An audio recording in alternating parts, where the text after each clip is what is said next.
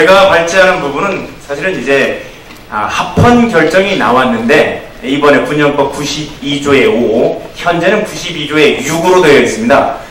그런데 합헌 결정은 위헌 결정이 나오게 되면 9명 중에 6명이 나와야 되는데 여기서는 합헌 5분, 위헌 4분 해서 5대4로 아슬아슬하게 이 합헌 결정이 나온 겁니다. 그래서 합헌 결정의 논리는 전부 다 이렇게 기존에 해왔던 헌법재판소와 대법원의 이런 논리와 별 다르지 않은데 위헌 결정 그 부분에 대해서 저는 좀 심도 있게 좀 논의를 해보려고 합니다. 이 사건은 일단 배경이 너무 참 불순한 배경을 가지고 있습니다. 선임병이 초솔하고 이 생활관 내에서 이 팬티 속으로 손을 집어넣어서 후임병의 거기를 한 13차례나 한 달 동안에 불러서 이렇게 만지고 후임병이 만지겠어요? 선임병이 만지겠어요? 고참이 만지는 거야, 고참이. 후임병은 그거 한거 할 수 있겠습니까? 예, 근데 병장이 만지는데 이등병이 안 됩니다. 근데 13번이나 한 달 동안에 걸쳐서 이렇게 반복되니까 밝혀진 것만 13번이지 실질적으로는 그 이상이었을 겁니다. 그 후임병이 견디다 못해서 이거를 문제 삼아서 기소하게 되니까 이 사람이 집행유예를 받게 됐어요. 이 가해자가. 그런데 이거를 헌법위헌법률심판제청이라고 해가지고 이 해당 조항이 그 밖에 추행이란 부분이 헌법이 위반된다고 위헌법률심판을 제청하니까 기각을 해서 이걸 다시 헌법소원을 올린 사건이었습니다. 내용 자체가 일반적으로 여성에 대해서 만약에 남성이 이렇게 추행을 했다면요, 이거는 있을 수도 없었을 겁니다. 왜냐하면 최근에 4대 악이라고 해서 박근혜 대통령이 들어오면서 성폭력, 가정폭력, 학교폭력, 식품위생에 대한 사건에 대해서는 정말 강하게 처벌을 하고요. 제가 변호사로 살고 있는데 이 4가지에 걸리면 무죄로 빠져나오는 게 너무너무 힘들어요. 그런데 어떻게 이렇게 남성 후임병을 이렇게 추행을 하면 이렇게 당당하게 그것도 헌법소원을 제기를 하면서 이렇게 나올 수 있는지, 이걸 막고 있는 변호사들도 저는 제정신인지 제가 이해가 안 되는 부분이고요. 자, 그래서 이 부분은 개간죄에 대해서 아까 조 변호사님 말씀하셨지만 그 남성 간에 지금 나와 있는 학문성교, 좀 전에 이걸 개간이라고 했는데 학문성교에 대해서 직접 다루진 않고 그 밖에 추행이라는 부분에 대해서만 한정해서 다뤘는데 이 동성애에 대한 형사처벌의 위헌성 문제, 이건 직접 다룬 건 아니었지만 동성애 찬성 진영이 이걸 동성애를 이렇게 처벌하는 걸로 이렇게 몰아가면서 찬성 진영과 반대 진영에 굉장히 첨예한 관심사가 됐었습니다. 그럼 논쟁거리는 첫째, 종전에 해왔던 헌법재판소 판례나 이런 대법원 판례에 비추어서 이 위헌 의견이 제대로 충실한 이런 논증을 했는지, 두 번째는 앞으로 이 결정이 한국 사회에 어떤 영향을 미치는지, 이런 부분들이 앞으로 논란거리가 될 것입니다. 아까 말씀드렸듯이 사안은 2011년 10월경부터 12월 13일까지 소속부대 생활관 해안초소에서 선임병이 후임병 팬티 안으로 손을 집어넣어서 피해자의 성기를 만지는 등 한 13차례에 걸쳐서 이렇게 추행했다는 내용으로 군 검찰이 공소를 제기해서 징역 6월에 집행유예 1년을 받은 사안입니다. 그래서 위헌법률심판 제청을 하고 기각되니까 헌법소원을 제청한 사안이었는데요. 그 문제가 됐던 내용은 바로 종전, 개정되기 전 92조의 5호 추행부입니다. 개간이나 그 밖에 추행을 한 사람은 2년 이하의 징역에 처한다. 이 부분에서 그 밖에 추행 부분에 대해서 문제가 됐던 겁니다. 9분의 재판관님들 중에 5분은 이 부분에 대해서 그 밖의 추행은 외형법정주의 명확성의 원칙이나 과잉금지의 원칙 그리고 평등성의 원칙에 반하지 않는다고 판단했지만 그 4분의 재판관은 강제성의 불명확성, 강제성이 모호하다. 그리고 행위 정도가 모호하다. 그리고 행위 객체, 그 대상이 모호하다. 그리고 행위 시간, 장소의 불명확성을 이유로 위헌 판단을 했습니다. 자, 그러면 정말 이 명확성의 원칙에 반했는지 기존 헌법재판소 논리와 이렇게 비추어 보면 기존의 헌법재판소는 2번이나 이 동일한 사안에서 판단을 했었는데 형벌 규정에 대한 이런 명확성 이 부분에 대해서 예측 가능성의 유무는 그 조항 하나, 특정 조항 하나만으로 판단할 것이 아니라 전체 관련 법조항 전체를 놓고 유기적으로 체계적으로 판단해야 된다고 이렇게 판단을 한 바 있습니다. 그리고 대상 법률의 성질에 따라서 구체적으로 개별적으로 검토해야 되고 이 법이 만들어진 입법 목적과 그 법률과 다른 규정들을 원형 이렇게 가져오거나 그 상관관계를 고려해야 된다고 이렇게 판단을 했습니다. 마찬가지로 대법원은 이 법률 문헌이라는 것 자체가 우리 법규 자체가 전부 다 규정할 수 있는 게 아닙니다. 일부를 다 규정한다고 해도 어느 정도는 이제 추상적으로 규정할 수밖에 없는데 그래서 어느 정도 가치 개념을 포함한 일반적 개념을 하지 않을 수 없다. 그래서 명확성의 원칙이라는 게 최대한 보장하는 게 아니라 최소한이면 된다라고 판단을 하고 법관이 어느 정도 보충적인 이런 해석을 통해서 가치 판단을 통해서 그 의미 내용을 확인할 수 있고 보충적인 해석이 법관의 해석이 개인적인 취향에 따라서 달라지는 게 아니라면 명확성의 원칙에 반하지 않는다고 이렇게 판단을 했습니다. 결국 이런 판단에 비추어 보면 위헌 판단에서는 강제성, 그 다음에 행위 정도, 행위 객체, 그리고 행위 시간, 장소의 불명확성 등을 이렇게 이유로 위헌 판단을 했는데 종전에 이런 헌법재판소 판례라든가 대법원의 판례에 비춰보면 전혀 다른 판단을 했습니다. 구체적으로 하나씩 들어가 보면요. 강제성의 불명확성 이런 논의를 하고 있는데 이 위헌 의견 같은 경우는 형법이나 성폭력처벌법에서 추행이나 음란이 일단 추행은 강제성이 있는 부분을 추행이라고 말하고 음란 이 부분은 강제성이 없는 부분으로 이렇게 처벌된다는 걸 전제로 하고 있습니다. 그런데 이 조항은 위헌 의견에서는 강제성이 있는 음란 행위와 강제성이 있는 음란 행위와 강제성이 없는 당사자 간의 합의에 의한 음란 행위도 동일하게 처벌한다는 것은 뭐 체계적으로 있을 수 없다. 이렇게 판단을 했습니다.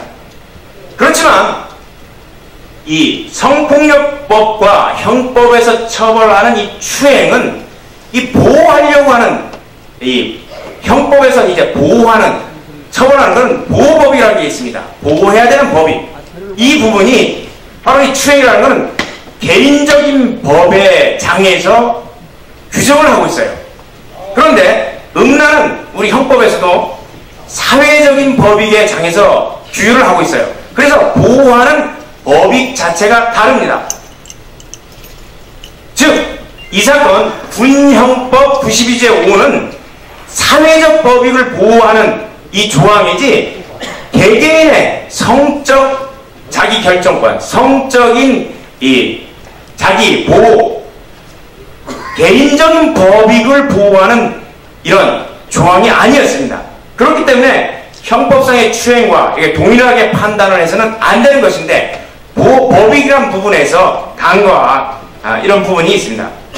두 번째 볼 수 있는 것은 행위 정도라는 부분에서 여기서 판단을 하고 있는데 심판 대상이 지금 보면 개간이나 그 밖의 추행이라는 이런 단어를 쓰고 있습니다. 그래서 예시적으로 문구를 규정하고 있다.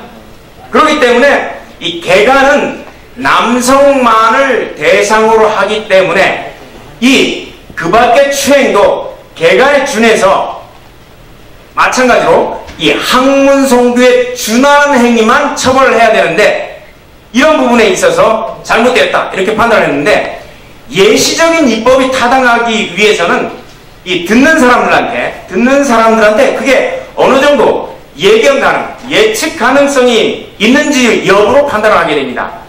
예시 입법 취지가 만약에 이 법적 규범을 듣는 사람들이 예측 가능하다는 걸 부여하고 있으면 그 예시된 행위, 개간이나 그 밖에 추행이라고 했다고 해서 그 개간에 마찬가지로 준하는 추행이라고 봐야 될 필요는 없는 것입니다. 특히 군형법이 이렇게 규정된 것은 92조의 5처럼 규정되는 것은 일반 형법이 있음에도 불구하고 군형법이 따로 규정된 이유는 군 기강 확립이고 군인이 국방 의무를 수행한다는 부분에서 효율적이고 충실하게 수행하기 위해서 군대라는 공동체가 일반 사회와는 다르다는 걸 전제로 한 것입니다. 그리고 군인은 일반 민간인보다 규율을 더 받고 자유가 더 제한된다는 그런 누구나 예측을 할 수가 있습니다. 군대 간 장병들이 마음대로 영내를 돌아다니고 마음대로 집에 오고 그렇지 못하지 않습니까? 다 군대 간 사람은 누구나 예측을 하고 있어요. 그렇기 때문에 군대 내에서는 강제성이 있는 음란행위뿐만 아니라 강제성이 없는 음란행위도 이런 판단을 능력을 가진 통상의 군인이라면 다 예측이 가능하다는 겁니다. 그래서 명확성의 원칙에 반하는 것이 아니라는 겁니다. 그리고 좀 전에 얘기했듯이 개인의 성적 자기결정권을 보호법익으로 하는 게 형법이지만 이 사건 심판 대상 보호법익은 사회적 법익입니다. 군의 기강 확립입니다.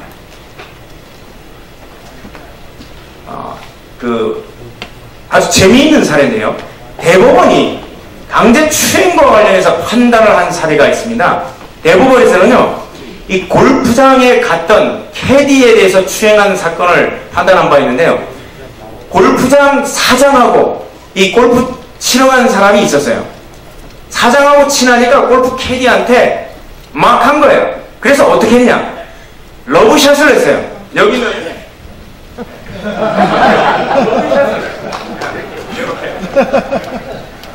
뭐 어디를 만지거나 그러지도 않았어요. 나 니네 사장하고 잘 알아. 잘해. 요 정도 하고 러브샷 이렇게 해서 러브샷을 했는데, 이 러브샷을 한 걸 가지고 대법원이 추행이라고 했을까요? 아니면 추행이 아니다라고 했을까요? 여기 아니다 손 들어보시죠. 아니다. 자, 추행이다. 다수결의 원칙에 따르겠습니다. 당연 추행이라고 했어요. 이렇게 엄격하게 판단을 합니다. 자, 그런데 이 사건 청구인, 이 사건 가해자는 어떻게 했는지 제가 말씀을 드렸잖아요. 어떻게 해요? 부인병 팬티 속에 손 집어넣어서 주물럭 열세 차례인데 한 번 할 때 한 번 주물렀겠어요? 이게 명확성 원칙에 반하다고. 학문 성교에 준하는 게 아니니까 이게 반하다는 거예요. 여러분 자녀가 군대에 가서 주물럭 이렇게 당하고 있는데 보내시려고 하겠어요? 이건 당사자 간의 강제성이 없는 서로 합의된 행위라서 처벌 못한다라고. 말도 안 되죠? 자, 그리고 행위 객체의 불명확성. 객체가 불명하다는 거예요. 여기 남성, 여성을 규정하지 않았다는 거예요. 군인에 대해서. 군인이나 준군인이 개간이나 강제추행, 기타 추행을 하는 경우. 군인이라고 하면 돼 있고 여군 이런 얘기 없다는 거예요. 그래서 남성간인지 여성간인지 불분명해서 이게 명확성의 원칙에 반한다는 거예요. 말이 안 되죠. 우리는 말이 안 되는데 헌법재판소에 그렇게 열심히 공부하시고 굉장히 높은 지식을 갖고 있는 분들이 이게 불분명하고 남성, 여성 나누지 않아서 이렇다는 거예요. 자, 그런데 군형법 1조에는요, 군형법의 적용 대상이 군인이나 준군인으로 이렇게 한정을 하고 있어요. 군인에 남자 군인만 있습니까? 여기 여성 동지들 여군 있어요, 없어요, 우리나라에?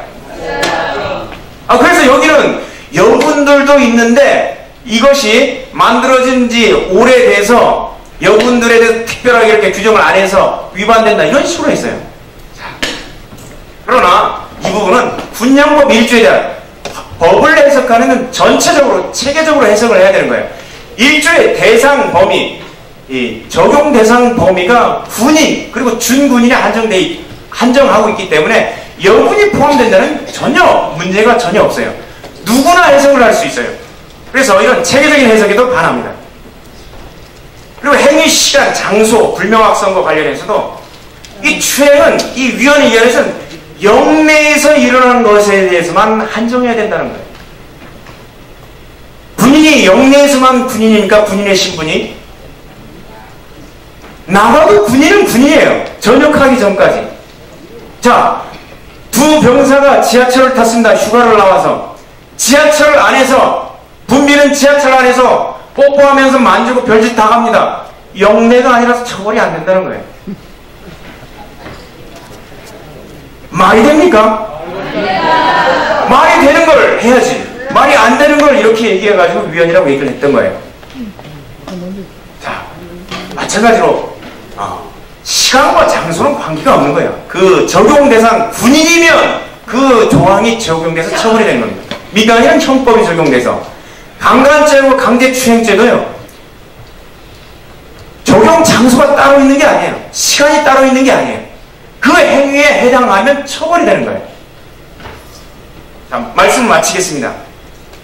결국 이로 인해서 문제가 되는 것은 후임병한테 이 폭행협박을 통해서 사실은 폭행협박이 있었는데 군 검찰이 그냥 강제추행이 아니라 이런 그 밖의 추행으로 기소를 했는데, 강제추행으로 했으면 사실 문제도 안 됐을 건데, 문제는 이 가해한 동성애자의 병사인지 모르지만 가해한 병사가 동성애가 인권이라는 것에 편승해서 이 헌법소원을 제기한 겁니다. 자, 그러면 가해자의 동성애 인권은 보호를 받아야 되고, 후임병으로서 한 달 동안 시달리면서 선임자한테 이렇게 주문업을 당하면서 내 아들, 딸들이 이렇게 당하고 있는데 이 사람의 보호법규는 없다는 말인가요? 피해자의 보호법규는 어디가 있고 가해자의 인권만 있나요? 자, 그런데 이번 헌법재판소가 이런 부분에서 우리 합헌 결정은 성폭력 사건이 군대라는 규율이 잘 갖춰진 곳에서도 마찬가지로 발생하고 있다는 것을 일단 국민들에게 인식시켜 주었을 뿐만 아니라 군대 내에서의 성폭력 사건에 대해서 군형법이 이렇게 엄격하게 처벌하고 있기 때문에 우리 부모님들이 마음껏 자녀들을 군대에 보내도 좋다는 이런 확신을 심어준 판례였습니다. 그리고 피해자가 여성이든 남성이든 성폭력 피해자는 동일한 피해를 받고 이런 트라우마, 충격을 받게 됩니다. 그 경우에 만약에 남성 군인이면 처벌을 안 하고 가해자를 처벌 안 하고 피해자가 여성일 때만 처벌한다면 사실은 남성에 대한 심각한 평등권 위반이에요. 50만 군대 중에 대부분이 남성인데. 선생이 있지. 초등학교 10살짜리. 마지막으로 만약에 이렇게 기타 그 밖에 추행이라는 이 부분에 대해서 위헌으로 판단돼서 만약에 폐지가 돼버렸다면 군 65만 장병들이 동성애 선임병들에 의해서 지속적으로 이 잠재적인 피해자들이 돼버립니다. 불안한 병영 생활을 하고. 자, 가해자가 제대하고 나면 피해자는 가만히 있을까요? 나는 피해를 당했기 때문에 내 후임병들한테는 절대 안 건드릴 거야. 이렇게 합니까?